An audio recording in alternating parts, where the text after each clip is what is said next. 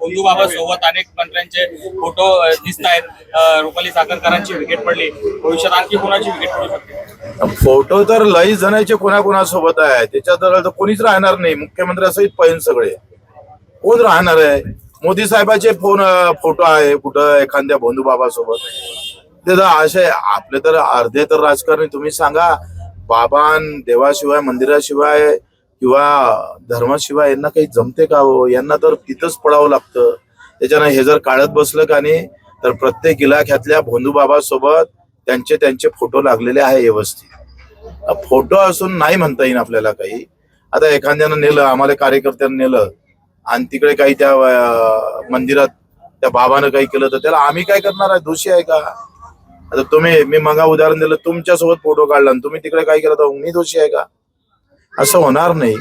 पण ही जी जमात वाढून राहिली ना बंधू बाबाची, याला कारणे आपणच सगळे आहोत। लोकही तेवढेच कारणे आहे, लोकही तेवढेच जबाबदार आहे।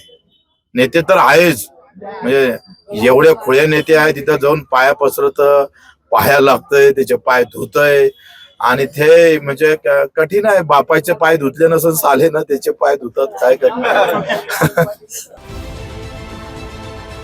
सकाळच्या सर्व सोशल मीडिया प्लॅटफॉर्मला लाईक, फॉलो आणि सबस्क्राईब करा। तसंच सर्व नोटिफिकेशनसाठी बेल आयकॉन प्रेस करायला विसरू नका।